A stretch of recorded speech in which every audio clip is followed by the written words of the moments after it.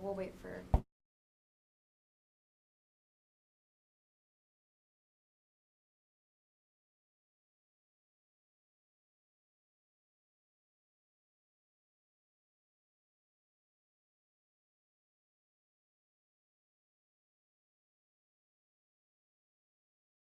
All right, I'd like to call the January 4th, 2018 Watertown City Plan Commission meeting to order. Roll call. Case? Here. Olson? Here. Stein? Here. Klein? Here. Hansen? Here. And Dolly and Stoneberger are absent. We have a quorum. All right, first item on the agenda, approval of the agenda. Right. I'll make that motion. Motion by Megan, second by Liam. All in favor, say aye. Aye. Opposed? Motion passed. Second item on the agenda, approval of the minutes from the December 21st, 2017 meeting. Motion to approve. So moved. Megan? Second. Brandy, are you recording the first and seconds, or am I supposed to be doing that? No, I do. Okay. You're good. You're doing good. All right. Well, give me a minute. I'll find something to screw up here. Item 3, the plat of the River Ridge Park Edition. Brandy? Okay, so the petitioner is Greg Hofteaser of, he is the acting agent for the High Plains Development Corporation, Inc., and is the owner of the property. The background to this plat, and here I'll get it pulled up.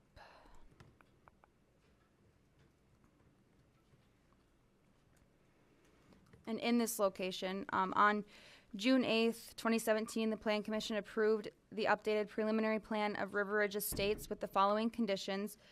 As you can see on the request for action form, there were 11. The ones that pertain to the platting of this park was the number 9, no plat will be recorded until park dedication requirement has been met to the satisfaction of the park board in accordance with the ordinance section 140120. And then 10, that a letter of assurance between High Plains Development Corp. And the city outlining the timeline for dedication of the approved park to city. So the park board met and approved the park proposals presented by High Plains Development Corp. On April 25th, 2017. In the letter of assurance that's attached in your packet, Greg Hofteaser guaranteed to plat and dedicate to the city of Watertown the 8.62 acre park area as depicted as Exhibit A. This plat is following through with that agreement. The letter of assurance was also presented and accepted at the June 8th, 2017 Plan Commission meeting. The area encompassed with within the plat of River Ridge Park Edition is currently zoned A1 Agricultural District and will remain within that zoning designation. The plat will also formally dedicate the land to the city of Watertown as well as the public right-of-way extending to the center line of 26th Ave North. So we have it on there that staff recommends that the Plan Commission approve the plat of River Ridge Park Edition, but after some discussion with the developer and looking forward at like infrastructure improvements for the development agreement that would come with this plat, we would recommend to table this item until some of those details are worked out, and I can kind of go into detail of the routes where that could go or discussion that needs to happen potentially with you guys.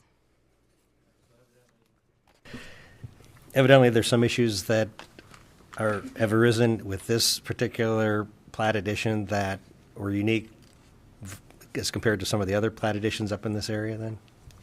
Well, and so when we platted, or when we updated the preliminary plan, we noticed that the park requirement had still not been met.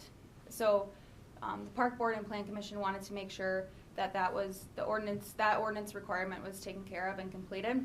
So we had them draft the letter of assurance saying that they would dedicate the 8.62 acres required for their subdivision before December 31st, 2017, and they did submit this on December 14th. And this was the area that the Park Board and Plan Commission approved. And then after talking though with Greg, he was hesitant to, I guess, to take all the responsibility of doing those infrastructure improvements on 26th. And I can read this summary too that will probably sum it up. So according to the 140120, and that just is stating the 5% park dedication requirement for the subdivision. In there too, we have the Title 240521 for assurances for completion of minimum improvements, and that is saying that no plat of any subdivision shall be approved unless the improvements required by this ordinance have been installed prior to such approval, or unless the developer has signed a development agreement to establish the responsibility for the construction of such improvements in a satisfactory manner within a period specified by the City Council, such period not to exceed 2 years. An extension to the 2-year period may be granted at the discretion of the City Council. This development agreement shall be recorded with the Register of Deeds at the time of filing the plat. So the plat of River Ridge Park Addition has challenges because, one, it's not adjacent to any of the River Ridge additions, creating an access issue. 2, it has a large portion of right-of-way with unimproved streets. And 3, it has a requirement made by it was a requirement made by Plan Commission and Park Board to ensure the 5% park dedication requirement is completed. So, and then after some discussion with the developer, who was unable to make the meeting today, on improvement requirements, he expressed his resistance to being solely responsible for street improvements adjacent to the park, as he feels dedicating the developable land to the public is sufficient, and that the infrastructure improvement shouldn't be solely his expense. He is willing to explore other strategic locations for the park that doesn't require such a lengthy, expansive street that he would be unable to recover costs from. He understands his responsibility for dedicating park area for public use, but would like to explore how the infrastructure improvement costs are allocated to developers. So basically that's what we need to get ironed out before we would take it forward, or before we can draft a development agreement. What's been the past policy of the city when it comes to the dedication of park and the infrastructure surrounding the park? Harper's Park, for example, up on the northeast part of the town. It's solely on the developer. So in Harper's situation, the developer or anything around Conrady's, has Conrady got anything in his? Or like Northridge. Conrady, where is that? No, they don't have anything there. Part of Centennial Park attached to the school. Oh, okay. Doesn't give that. The best example is Northridge has a park along 7th Avenue, and Right. that has 2 streets adjacent to the park, and those were all put in by the developer. I was going to ask another question. What's the current policy for the city when we are annexing and platting and developing property, when we're butting up against township or county roads and only taking to the half of the right of way? Is there have we had a policy in place of taking the whole right of way so we don't run into other development issues that move forward? The last annexation that we did last year of the property south of Walmart, that one we did acquire the whole right of way. Did we do that on 41st out there past the Pheasant Ridge? Or 43rd? Did we take part of that? It's just something I think we should be considering, even though if we could figure out a way, maintenance agreements with the townships or the counties. But it seems to me that if we're looking at annexing property or developing property and only taking half streets, it becomes cumbersome down the road when we're only building half streets and those types of things. And I'm just thinking forward looking. I'd like to speak to that, Sarah Karen Mayer. In the past, we tried to annex the full width. In some cases, there's 2 property owners, and we either, on several occasions, unable to even reach the property owner on the other side from the development. But wherever we've been able to annex the entire right-of-way, we have. And we think that's the best policy. So then there's no confusion about whose right-of-way that is. And it's you know, because you have one half the county or the township, one half the city's responsibility for maintenance. Has that been and explored on preservation. 26th? Up Up here on the River Ridge? On the River Ridge. Yeah, on 26th Avenue. That right of way the DOT acquired and then the city. Okay, yeah, let's, But as far as the annexation goes, I don't know if this isn't annexed. I know. I just see that we're zoning or we're platting, and it seems to be that could also be an right. appropriate time. There's for this. actually an H lot involved with that Okay.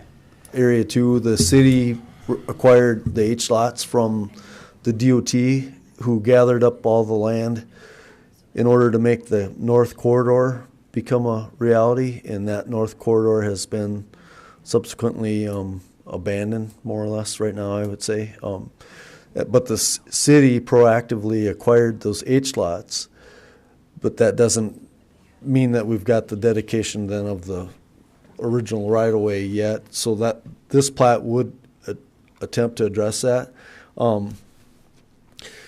The developer is reluctant to be the sole participant in their portion of 26th Street for that. They feel that they've given up the 5%, which is by ordinance, but in other developments, the city's acquired the 5% park dedication and still got the infrastructure improvements done by the developer. So that's our course is to pursue that. And what we've got on the table now is, okay, they've supplied us this plat, which is consistent with the Park and Rec Committee recommendation and the preliminary plan recommendation that was approved in the spring of 2017. I think where this is headed is if there's a bad enough taste about those public infrastructures that we'll have to visit with the developer and renegotiate a different park location. We as staff at least have one place that we would like to propose that, and Brandy can show you that on the screen right now, and then see where that discussion goes. And if that's amenable, then what we would do is bring that back to the Park and Rec Committee to have them re-bless it.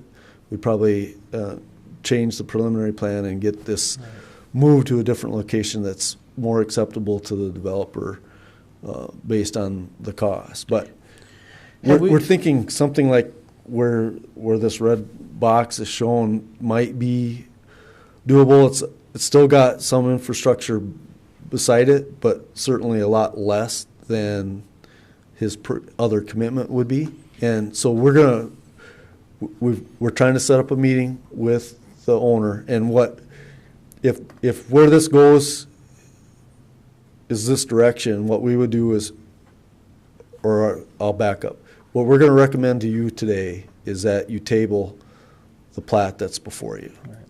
Staff will go forward, have these conversations, make sure that the developer and city all agree to a change of course. Right. Then likely what would happen is they will rescind the plat that's before you today. We would bring forward a different plat and get this thing resolved. We'd have to adopt a new preliminary plan? Correct. And what we would do is, now, because this still wouldn't be contiguous to the previous subdivisions, the portion south of this red box, I would propose be included as an outlot to start with, so that it does touch the city proper, and then he can change that outlot going forward with a different plat. Does that make sense? The area is actually annexed. It's just zoned. So then when they do their when they plat, That is annexed, but it's not platted, right? No. Right. No. It's So- just zoned ag, and then when they go to subdivide it, then they zone it to the R1 or whichever district's in their preliminary plan. And so that would be the route that but with this plat, they were trying to fulfill their letter of assurance, because it is important that we get that 8.62 acres to meet that park dedication requirement.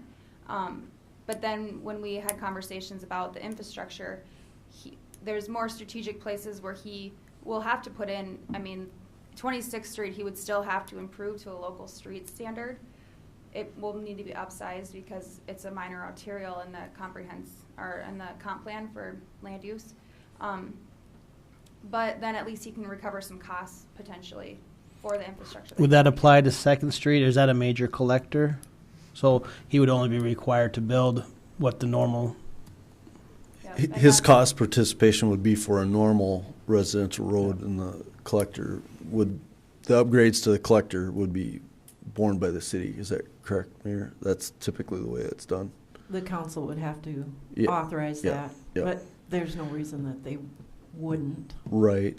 And just for reference, that portion of 2nd Street up there is currently, and you addressed it with your concern, is a half street for, a couple blocks. And this would extend the half street a couple blocks too. And maybe with the development agreement that would come out of this, we would have to negotiate the timing of those improvements. And I guess that's where the discussion with the developer will start. That conversation, and we'll have to end it with the council for approval.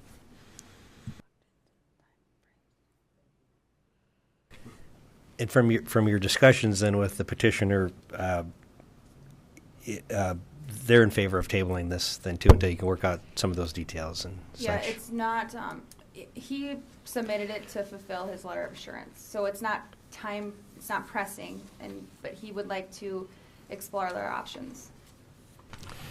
All right. I make a motion to postpone, not is the proper motion. And when I postpone, it means that it comes back next month, and if we don't take action, then the motion would be to deny, or would be to approve, but we would have to deny that approval. Because if we were to table the motion, which means we'd have to take it up off the table during this meeting. But Luke will tell us all about that later. So motion to postpone to the next, we'd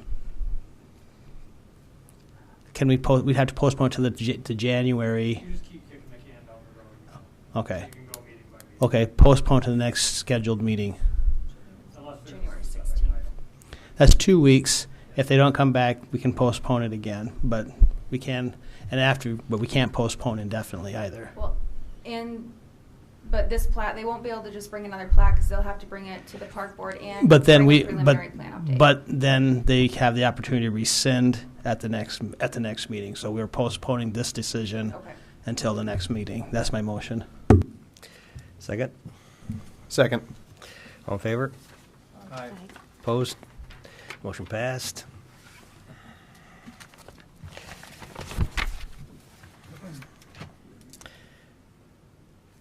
Item 4, new business. So Luke will be giving us a presentation. I was just going to update you guys. Previously, we had talked about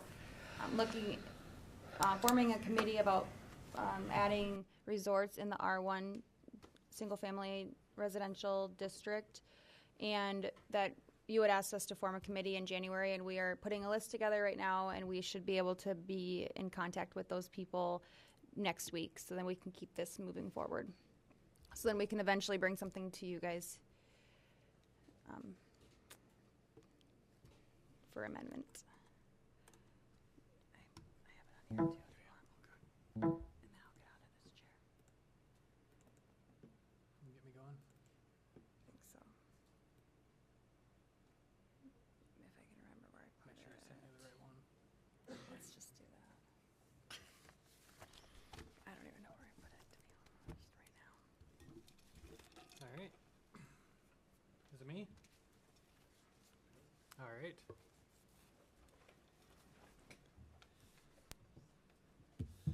Thank you and good afternoon, board.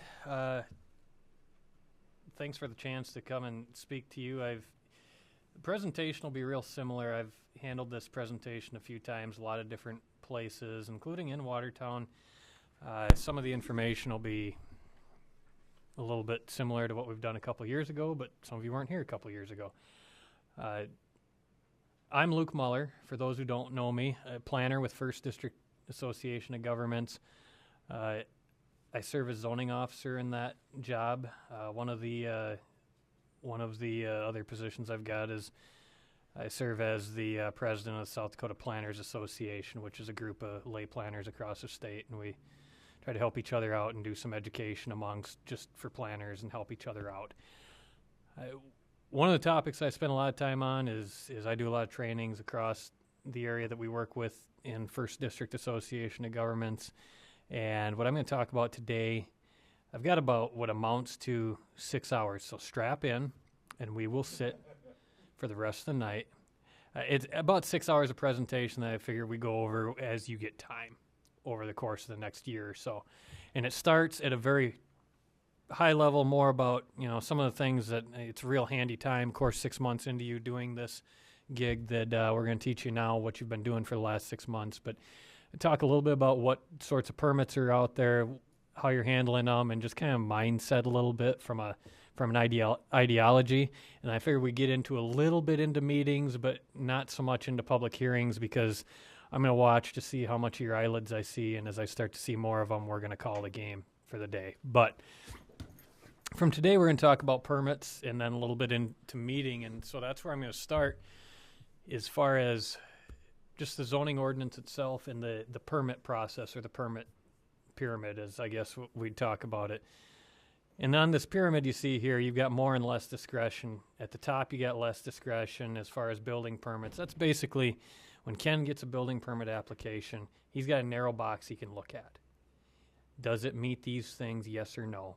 If it does, you get the permit. If it doesn't, then we got to go down a step. It either goes back to the person, or else they've got to ask for a variance or for a conditional use.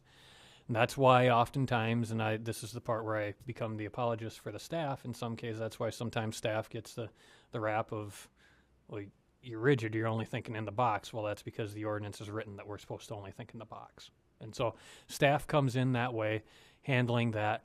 But if there's a request for something that needs a variance, there are cases where that can happen. There's the same thing with conditional uses. We'll talk about what those are. Now this is the process for reviewing a permit. And I'm really not going to go through all of these jags and arrows. You can go ahead and study that as you want, but I can tell you that every step of that process is in there. I spent hours and hours making this, and I've spent in total about 45 seconds showing this to people, because it's so convoluted that it really is difficult to follow along. But the point is, staff is going to take that thing, they're going to look at it whether or not the use matches something that they can do. If it's not a permitted use that they can issue it, they realize it's either something that's prohibited and they've got to go to amend the zoning ordinance. They can either be told, no, just don't do it, or they're going to have to apply for a conditional use if it's something that's a conditional use. And so it's going to be one of those instances. If it's a permitted use, they can look at whether or not it needs a variance. Is it okay? Is it within the postage stamp it's supposed to be? Is it going to be operated correctly? Great, you can get the permit. If it's not, then you can either apply for a variance or go back to the drawing board. And it goes down, and there is a long laundry list of appeals mechanisms, but really what we're going to focus on is the things that you really work on as a board. We're talking about variances, conditional uses. Spend about the next 10, 15 minutes talking about those and just kind of mindsets, where they come from in state law, to help you out with that. And having said that, and we talk about building permits, and I already pretty well made that point, but it's purely an administrative decision is what it amounts to. And it maybe even goes beyond that into a ministerial act, which is a slightly different term, but it basically means I'm checking a box. Is it a yes or a no? Are we meeting it? Aren't we meeting it? Is that 25 feet? Well, he says it's 25 feet. He's got a survey here that says it's 25 feet. It's 25 feet. Box is checked. That's what the ministerial aspect of this is. It's just making sure that it meets it, yes or no.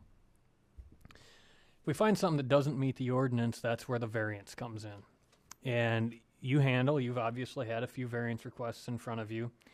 And just kind of get you in as far as what that is, you've got the idea that it's a request to to do something that's outside of the ordinance. But as far as statute ability to do this or statutory authority, it comes in statute 11.417 under the powers of the Board of Adjustment, that's you, have the ability to hear, and it outlines 3 things.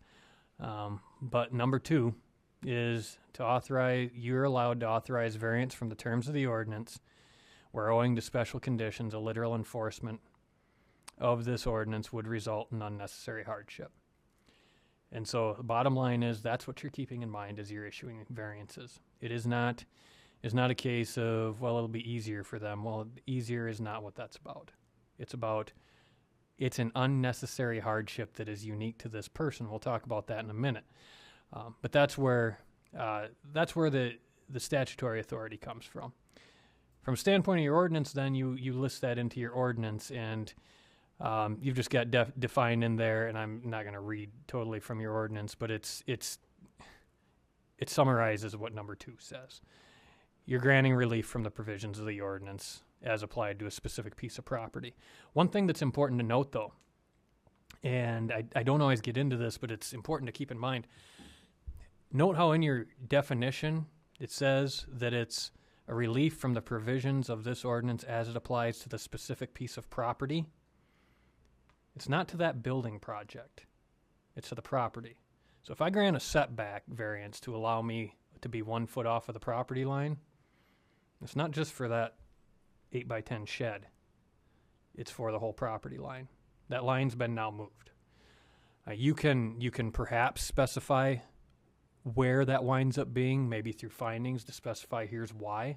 But if you don't, you just move the line on them, is what it amounted to. So that's one of the things to keep in mind as you do that, is that it's intended to be, if that hardship is unique to this property, it's unique to the property. It's not unique to the building project. That would be more of a monetary thing. So that's something to keep in mind as you handle variances. In plain English, as far as the definitions go, you need to have them based upon the application to the regulations. You're not taking the individual, you're taking the application specific on their property, the things they want to do in reference to the ordinance itself. They need to prove that there's unreasonable hardship to receive the variance, that it's something that's not bore of their own accord, and it's something that's not their own doing, I guess. Each community has their own standards based for variances. However, most of those are based into a lot of them are based into court decisions, is where a lot of them come from. I mean, let's be honest, a lot of the municipalities' zoning ordinances are similar, and there's a reason for that, and that's because as far as variances go, they come from court cases that have come out, and people have that experience out there. They know where they need to go. Some places do have listed into their ordinance things that I'd kind of like to see taken out, to be honest, and they're called variance standards, essentially, where you get a variance if you do X, Y, Z. One thing that I would say is you look at ordinances, you may want to take out those get-out-of-jail-free cards, turn them into permitted uses or conditional uses or something, but bottom line is, if you've got some boxes to check to allow, that does have some merit to it, but it's really technically not a variance at that point anymore. Then the important thing is you got to treat everyone the same. The equal treatment is important there. Keep in mind when you're issuing variances that a variance is an application to break the law. I've heard it said before, variance is an application to drive 75 mile an hour and a 55 mile an hour speed limit, or somewhere along that lines. You're calling the highway patrolman and letting them know, I'm going to be on this road, don't pull me over. And I've got a really good excuse. And really that's where you come in. You're the board trying to determine whether or not they've got a really good excuse. And they may have a floodplain on their property to which you'd rather not have them in the floodplain anyway. Or they may just know that if they do that, it's going to cost them $10,000 more and they'd rather not spend it. And that's where you come in to figure out, is this a hardship that's bore by the land and our ordinance, or is it something that is really not the community's issue? The burden's on the applicant to explain it. It's not for you to come up with reasons for them. And I've pounded into the dirt that money isn't the reason for it.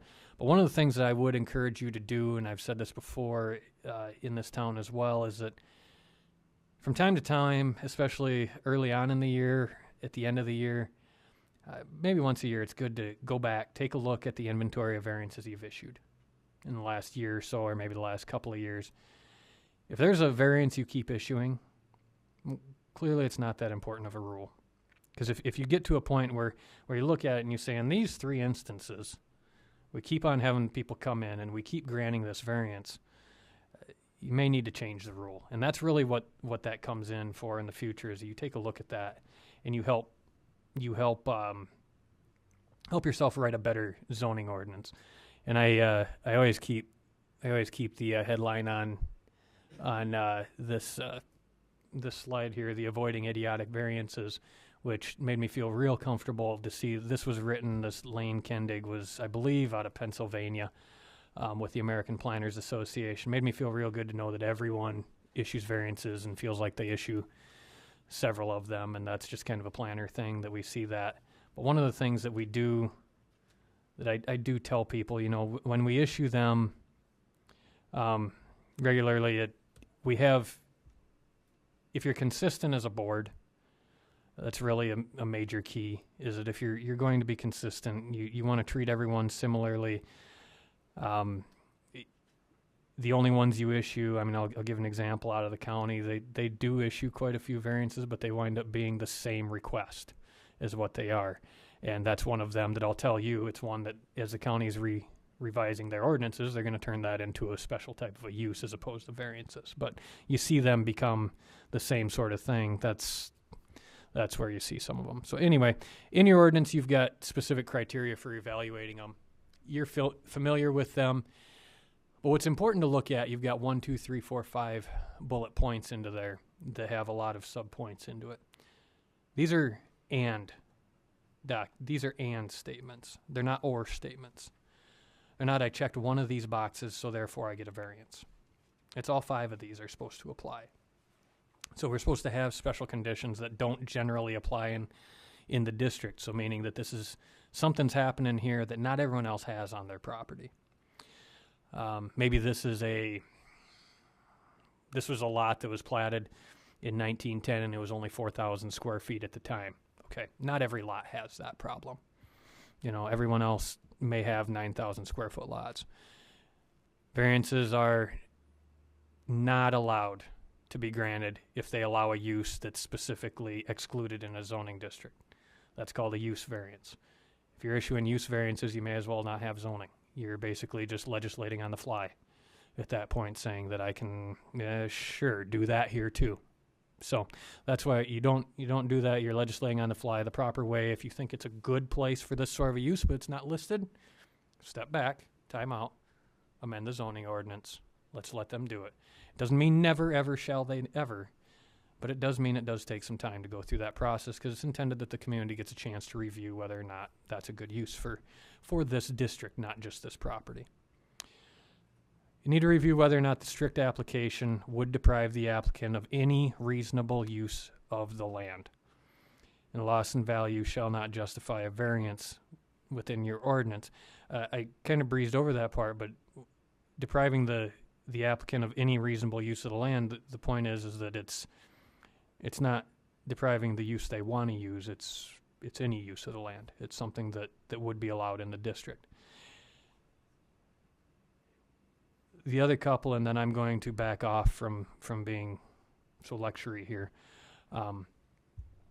shall be to the minimum adjustment necessary for the reasonable use of the land. Someone comes in, they want to be 1 foot from the property line because they need a 42 by 58 garage. Maybe you could make that work in a 36 by 42 garage. The minimum adjustment to make reasonable use of the land, I would argue you might even be able to get by with smaller, but the point is, it's the minimum necessary, and that's really where you come in as a board to figure out whether or not it's reasonable or not. And then the last point in here is that it's in harmony with general purpose and intent of the ordinance. It's not injurious to the neighborhood or detrimental to the public welfare or conflict with the land use plan. Is it in the character of what we intend this zoning district to be? So now I'll kind of get into this. Obviously, you've issued variances before. This is the part where you realize we've issued variances before. We need to be consistent with how we handle things to a degree. But in the same breath, we can't just go out willy-nilly issuing variances because I like this guy or this really maybe this should be the rule. We need to change the rule if that's the case. But you're always going to have some, and there's going to be one that goes that you kind of wish you had back as a board, and you sit on that board long enough, you'll wish you had one back or two. But the bottom line is you do your best to be consistent with how you handle things. And you do have, I mean, you're on a board. You've got discretion to review whether or not where your own definition of each of these items are. But that's really the intent, is that really in the basic premise on a variance, you walk through the door, the intention of the ordinance and in its plainest form is that when you walk into a meeting, no, you can't have your decision already made, but your mindset is completely different when you're talking a variance versus a conditional use. A variance you walk through, the mindset is no, unless there's a darn good reason for it. So the point is that you walk through, they're going to have to convince you of it. Let's switch gears, though. We go into other permits. How am I doing? Okay. We go into other permits, and we talk about types of uses that are out there. And we're just going to go into the zoning districts and just point out, in general, in your zoning districts, as we're looking down that list of, is this something we can do here? We've got permitted uses, which are those by right uses. Those are the things I can roll out of bed and do. I walk in, I ask for a permit. As long as I meet the setbacks, I'm golden. I can do that. Accessory uses is anything that if I have X, it's expected I can do Y. If I have a house, it's expected I can have a garage. If I have a gas station, it's expected that I can have a filling pump. It's those things that go along together. That's the customarily incidental. So if I've permitted one, I can expect the other one to go on. Ice cream shack and ironsmithing, maybe not so much. But the point is that there's things that you would expect one with the other. Permitted special uses is something we don't see as often, although it is coming back a little bit more and more. You see a lot in Sioux Falls and Lincoln County in the southeast, and then Brookings City had a few of these. But what that is, it's a permitted use that has some conditions to it. Takes away the discretion of the building official, but it's got specific conditions. Now, you don't have that listed specifically as a permitted special use, but you do have some of these where they have to meet certain performance standards to get a building permit, even as a permitted use. And although, unfortunately, they're escaping me right now, but an example would be perhaps a garage of a certain size would be a good example. They've only got certain criteria they need to meet. So that would be the best example I can think of right now. Yeah, boathouse would be another one. It's a permitted use that's got certain conditions that it meets. If it meets those, it still can be issued. Conditional uses, though, those are the ones that you see. They are uses that are approved by the Board of Adjustment, but they're subject to certain criteria and certain conditions. However, they're uses that are allowed in the district. They're not exceptions like we used to believe, or like they used to be listed in ordinances. They used to review them as exceptions to the rule. Well, it's old terminology. It's basically, frankly, it doesn't exist in state law anymore. We have conditional uses, which are, through the more and more court cases we see, they wind up being things that are allowed in the district, is based on the conditions that we as a community have established for them. So if there's some way, place, means we don't like that idea, we need to add that in as a condition as far as where they need to go. So, Luke, are you saying then if there is a use that's listed as a conditional use, it's generally compatible because the community has said that it's generally compatible to be in that district? Only you may want to attach conditions to protect any other issues that might be affecting a neighborhood? Yeah, I mean, that's where it comes down to the fact that if it's listed, it's something that's allowed there. We made the decision as a community that it's compatible when we listed it in that district. If it's not if it's something we don't want in that district, we shouldn't have it listed there because that's where prohibited uses comes in.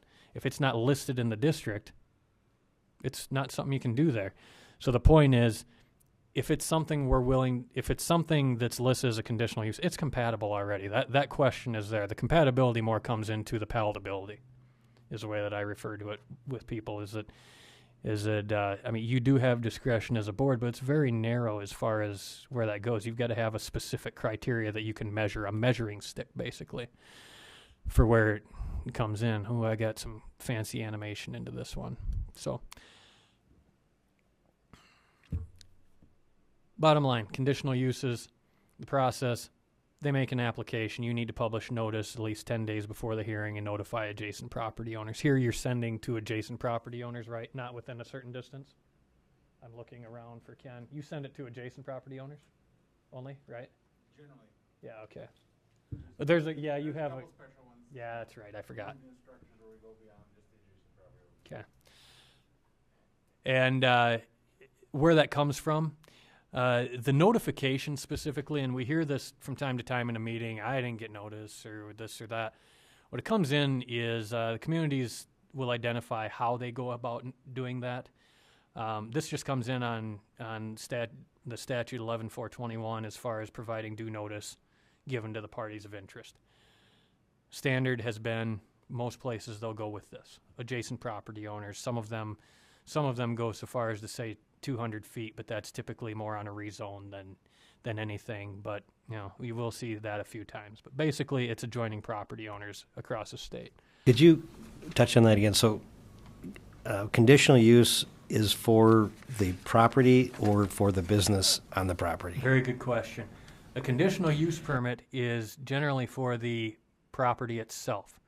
So what we're saying when we're issuing a conditional use permit, and you're kind of stealing my thunder as I get past this next one, but I think it's okay to jump ahead. The point is, when we're reviewing this, we're reviewing whether or not this given piece of property is okay for a 24-plex. Is this property okay for a 24-plex? Does it meet our setbacks? Is it density okay? Is the size okay? Are they going to have enough parking? As long as they're going to meet the conditions that we're prescribing, doesn't matter if it's me or Megan or Liam running this. As long as we're going to meet the conditions, all we're really saying is that it's for the property.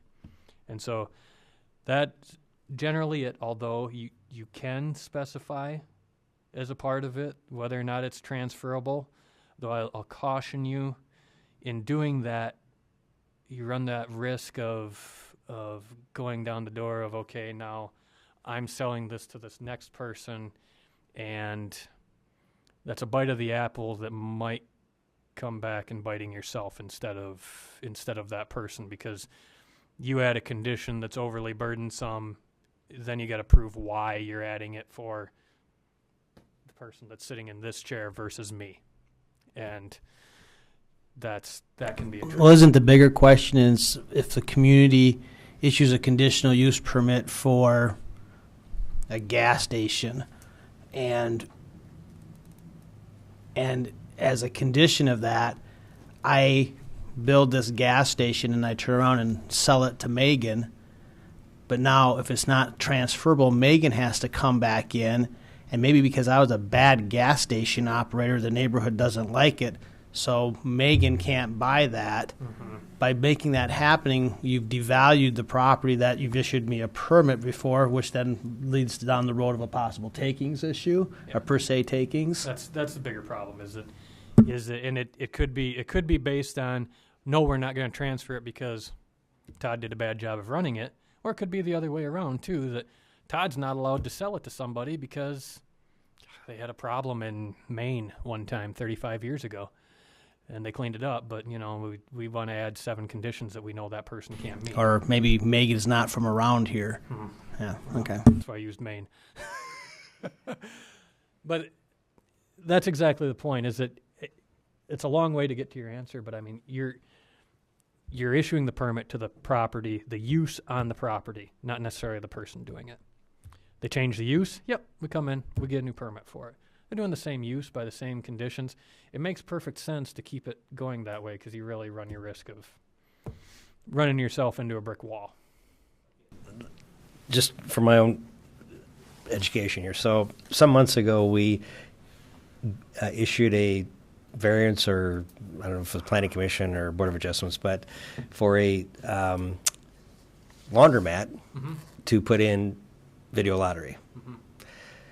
If that's not a laundromat at some point down in the future, and somebody else wants to put a business in there, they can still put video lottery in that building, in that location. Is that correct? It's a good question, because of the video lottery makes it tricky, because that's also tied into Department of Revenue as far as how we do it. I'm going to go very general. If the use is a permitted use and they're changing to another permitted use, it's fine. Go ahead and do it. If the use is a conditional use and I am a laundromat casino, I'm a laundromat casino and I want to change it from a laundromat casino into I don't know what else would be allowed in that district, but let's just say let's say a gas station's allowed in that district as a permitted use, and I want to make it a gas station casino. I don't see where you would have that ability to change that, because of the fact that, the casino was probably the conditional use, the laundromat was probably the permitted use. They're changing the permitted use. I don't know that you would be able to do that. That said, if you tied that in as a condition to the conditional use permit, I think you could. Right. It depends on how that wording was done. So I guess I'd have to see specific. As long as if you attach a specific condition that deals with transferability and what the requirements of transferability may be, it might be that the next person just has to sign off the same agreement that the previous individual had when he was issued the permit. But I think, again, you need to be careful boxing people into how you can transfer property, because we still have because zoning, we're dealing with property rights, right? Yeah, the issue is that to a degree you're saying that laundromats and casinos are compatible together, and so then you're going to, or it's one as accessory to the other, essentially, kind of like the whole beauty shop and selling beer at the same wine at the same time. To one it may be, to the other it may not be, and so it does definitely have credence to tie the two together. It's another one of those where I would caution you, though, is that you can box yourself in to you're more about the use of the property. Is it the use and how is it run the same way as you had envisioned the first time? And so I'm barely answering that question. That's what I would say. I am going to spare you the lecture on statutory authority and tell you that by statute you're allowed to define what a conditional use is. You can define how you issue them, who issues them as a community, and what they are, what the process is, and what all is a conditional use. You can look it up in state law if you don't believe me. The conditional uses in plain English, that's where we went to, and you pretty well, going through the questions that you had asked Mark, answered most of these that I already pointed out. Once the conditions are met, though, basically what I want to make clear is that I'm going to reference a court case that I meant to forward on to your attorney as well ahead of time here, but it's a court case that went on in Rapid City, but what went on in there is that it basically takes you down the road that a conditional use is a permitted use that has conditions tied to it that the board reviews. So the board's got the discretion to determine whether or not these conditions are being met.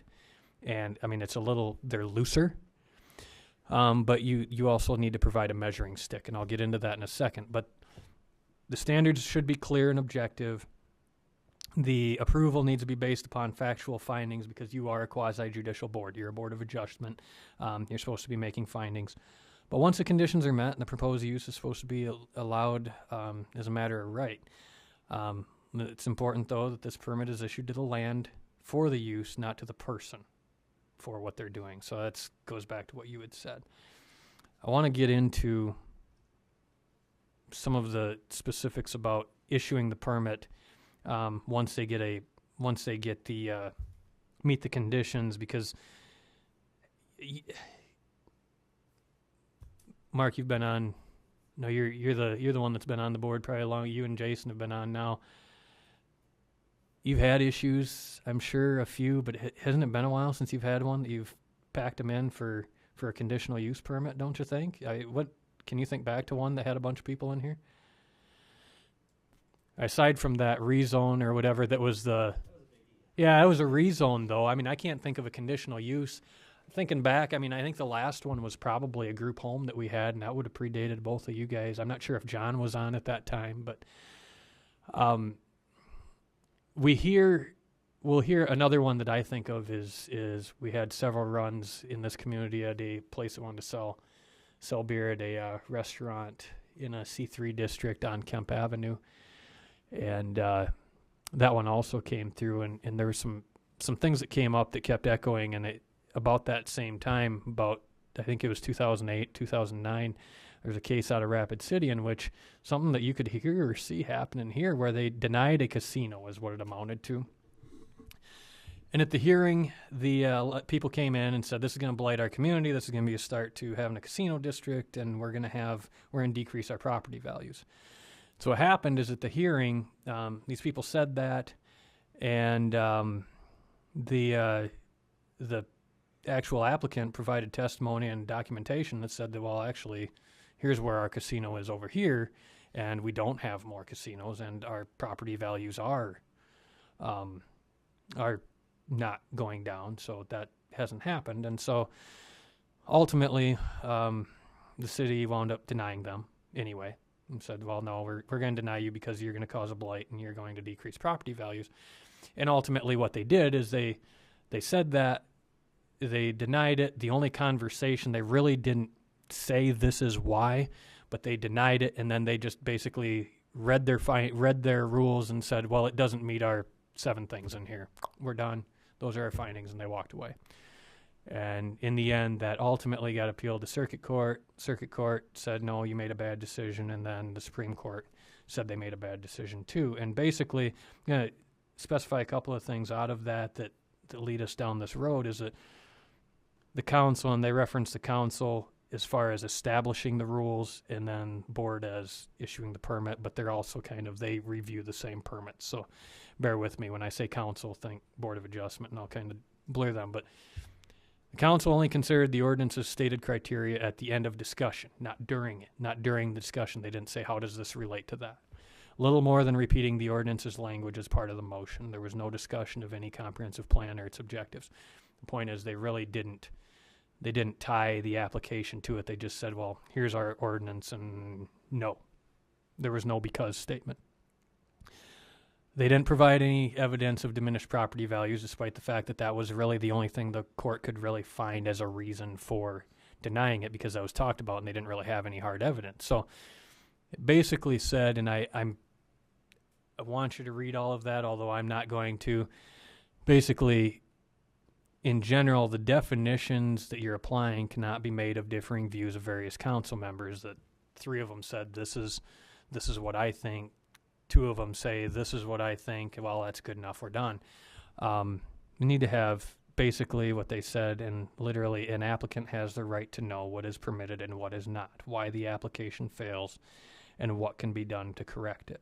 And we see that around. I bring that up to a lot of boards and go through, is that that's fine if you want to say no. If there's something they're not meeting, that's fine.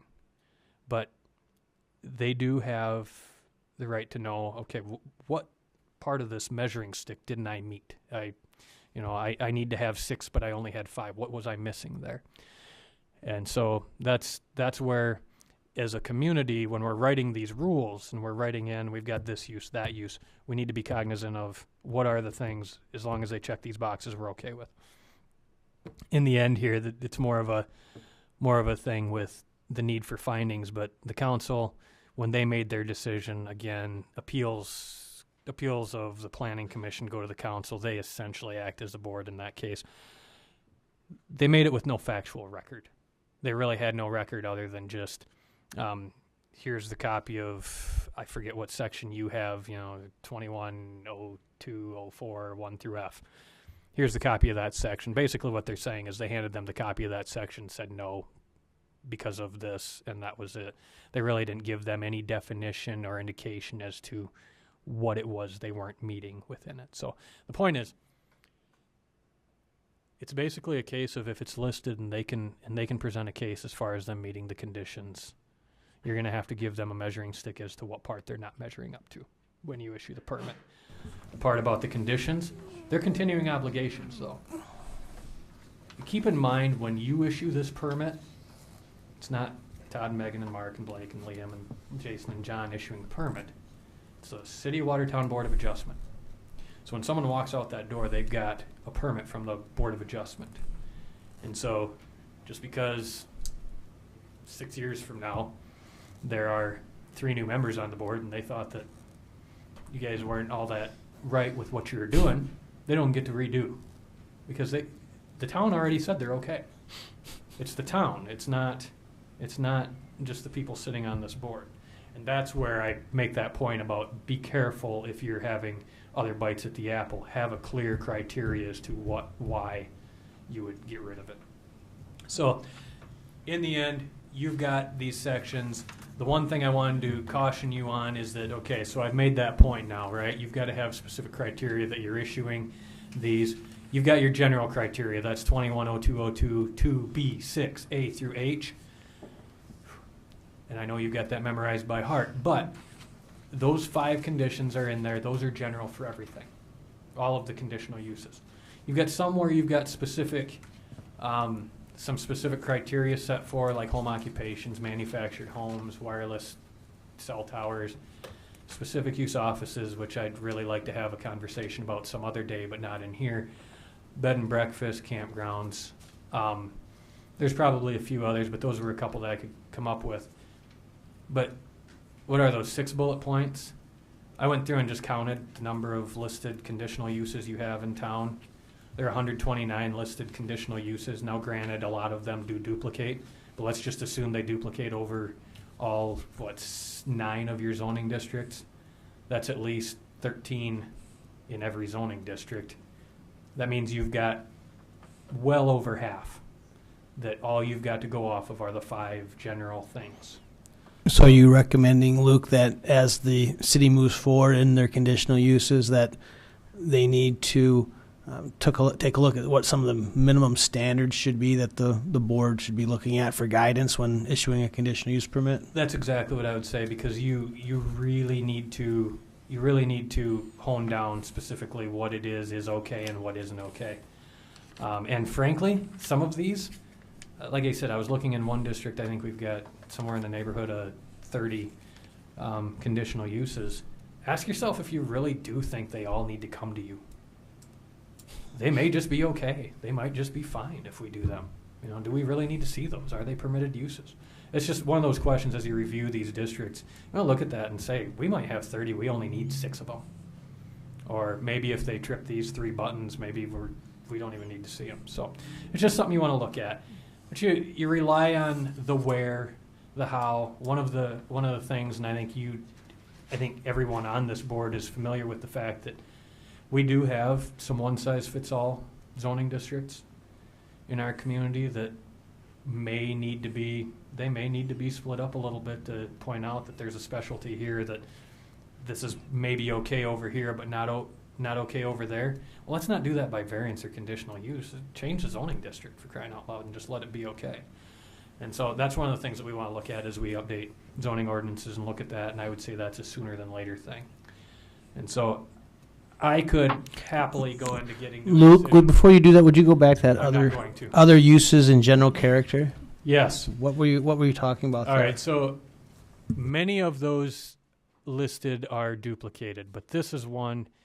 The other uses in the general character, which is one that I know a lot of communities love to have, and I can tell you in conversations I've had with some private attorneys, they love them too, because they wind up in court over them, because that's essentially you're legislating on the fly when you do that, is what it amounts to, is that you're saying, yeah, this is pretty much the same thing, so we'll do it.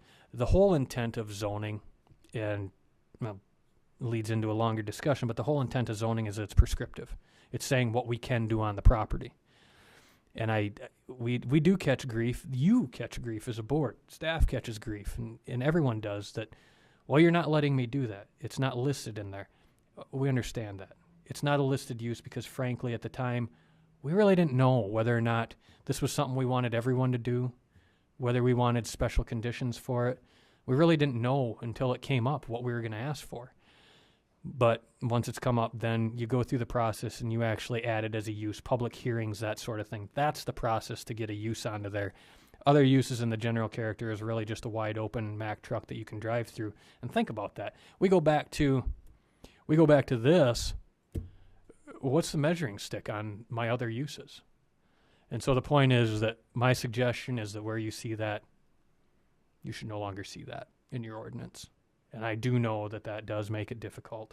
It makes it difficult on staff. It makes it difficult on everyone from a time frame standpoint. But really, you're doing that legislating from the bench as you do that if you wind up having those other uses. So if I can make one recommendation out of that, that would be one of the first things I'd try to take out of there and try to capture what those other uses might actually be.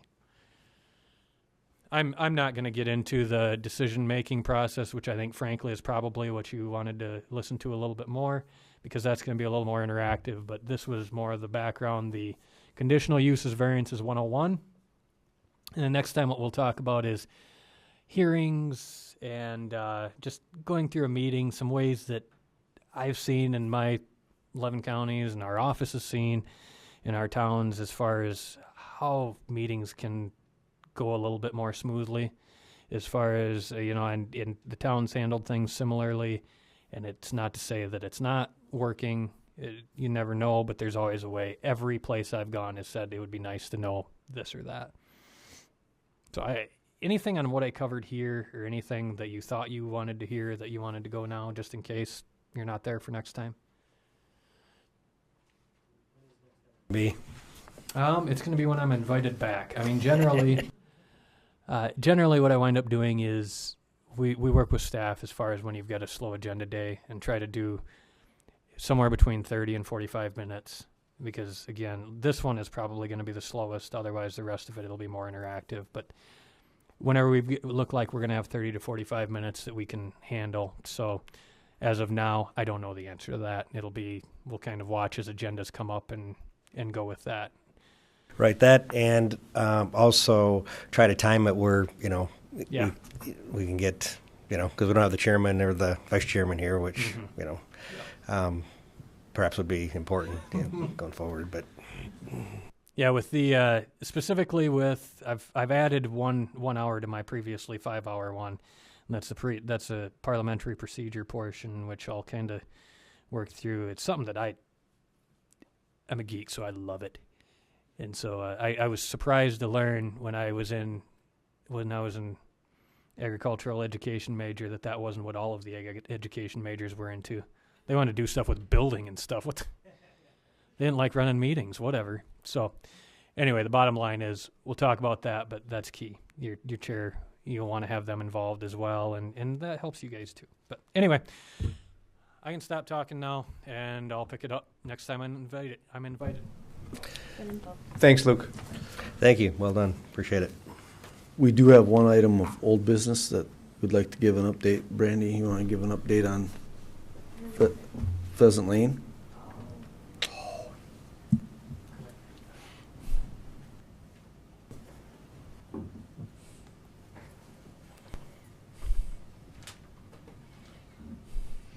Okay, so before the holidays, we had sent a letter out to the landowners along Pheasant Lane. Basically, the letter was stating two options that if they were interested. That Mr. Hansen left. Very good. Just saying. So the two options that they had were either if they were interested in rezoning their property to RG Residential Garage District, or if they wanted to eventually do a single-family home, which it's currently zoned to, and then make improvements to Pheasant Lane. And we didn't state what that improvement would be, if it would be a rural section with gravel roads or to city standards, because we just haven't explored that. We just want to get their intentions with their property. And we've gotten good feedback. I've been logging it when I receive that information. And we just have 4 properties to hear from still. And then we'll kind of gather all that information and see how to move it forward from there.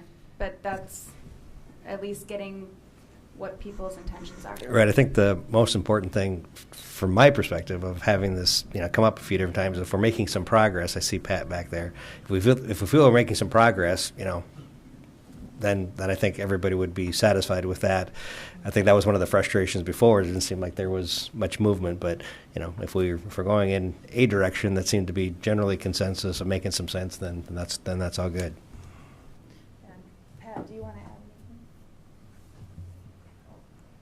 We'll see where all the property lines are at.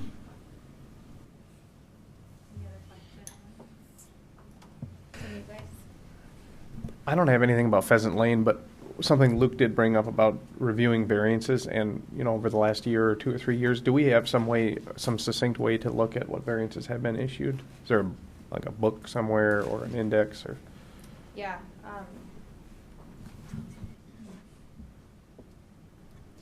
There's not something that you can look at right now that's just like, here it is in a real concise manner, but we can certainly do the research for a couple of years or whatever timeline you wanted and give you some idea of what's happened. I would say, from my experience, certainly the most common conditional use that comes before the board is home daycare. Perhaps that's something that could be taken a look at to incorporate in the statutes, because that by far and away, I'm guessing that's the most common one. Well, and that's one thing too with the last Board of Adjustment meeting when Brittany Luma was here. Well, actually 2 meetings before that, she had approached the board or the Plan Commission about adding or being able to have an employee in her home occupation at her daycare, which then we'll look into and then look how to handle daycares, if it's something that we want to add the employee or if it's something that the state can handle with their licensing or what. But we will be addressing that. Any other old business? Nope. Anybody need an executive session? Do we have a quorum to vote to adjourn? Okay. We're here for the duration. We're here for 2 more weeks. Any other business? All right. Motion to adjourn. Had a buddy. Liam, second. All in favor, aye? Aye. All opposed? All right, we're adjourned. Thank you. Thank you, Mark.